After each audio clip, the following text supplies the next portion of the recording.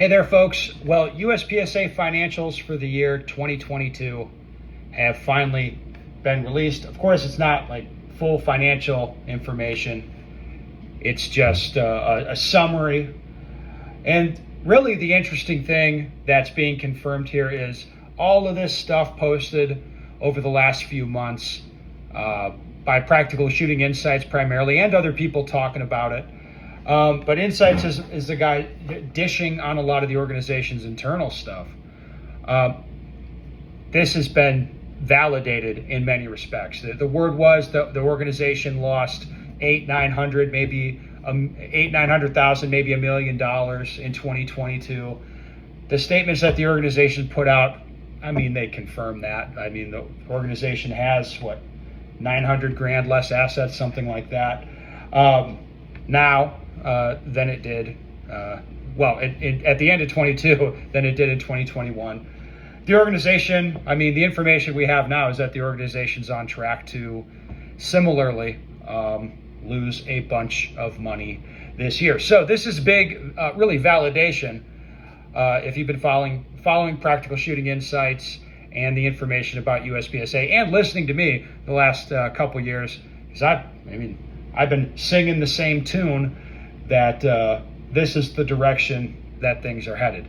So if you're curious, if you're a USPSA member, of course, you can go take a look at those financials. It's not really that interesting. It's not broken out with a lot of detailed information. But as far as in summary, it's pretty difficult to hide how bad it is. And it is bad. Like, the organization's on a bad track. They're fixing to be out of money here in 2 or 3 years if they don't fundamentally change what it is that they're doing.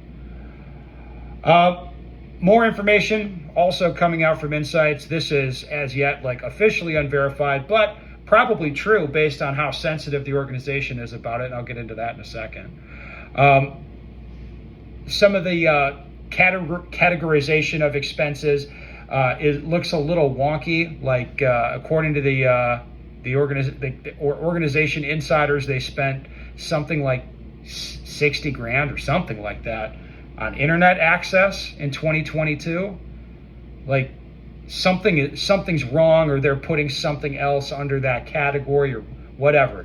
It appears that, we understand that there's shenanigans happening on some level. Do we understand exactly what's going on? No, not yet. But, it feels like every day a little bit more comes out where people are putting together a little more of a picture. It's kind of like this year, Area 8 pulled in a lot of money. I don't know how many tens of thousands of dollars they pulled in for match fees. But then as far as you look at what was given out in terms of what was that money spent on, where did it go, it's pretty difficult to tell. It looks shady. Who knows where the money went. And this is in the same year the Area 3 director, bless his heart, Scott, he's a great guy, I think. So Scott put out very detailed financial breakdowns for what happened with his match. And they had a cash payout to a bunch of the shooters. They had a pretty robust prize table. The ROs got taken care of pretty well. So they ran a very functional match and paid money back to the shooters and everything. And I think they had a smaller match than Area 8. So you look at this and you're like, well, where did the money go for Area 8? I don't understand.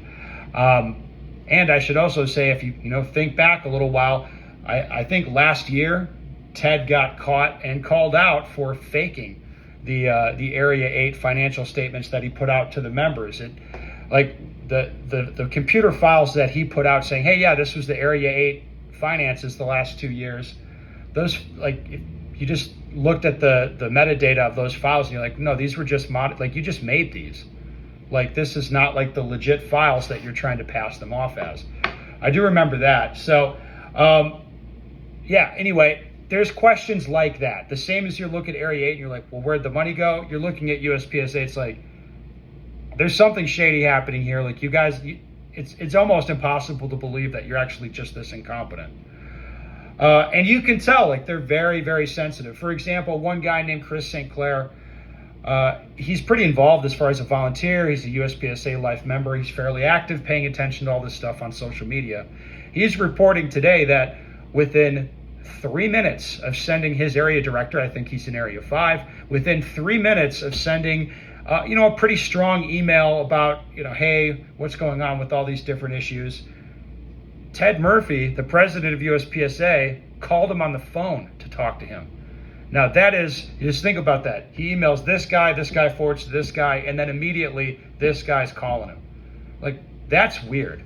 That's very strange. That's showing a high degree of sensitivity to these issues. And I know when I see people that sensitive, well, they're probably hiding something. And I can't wait to find out what. This is turning into actually kind of a lot of fun. Last thing today, I do have a question from somebody that I think a lot of people would have. Hey, should I get a life membership for USPSA now? Really what I want is access to the classification system, send my scores in. But hey, is this thing even going to be around in 5 years? Looking at USPSA, I think it'll be around in some form in 5 years. What that exactly is going to look like, I don't know. But that having been said, there's no way I'd give them money for a life membership now, just because. I wouldn't.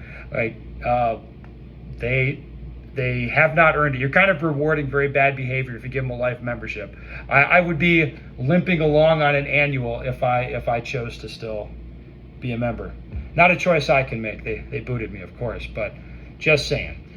Anyway, the USPSA stuff, I mean, it's more fun every day, and I hope we keep going.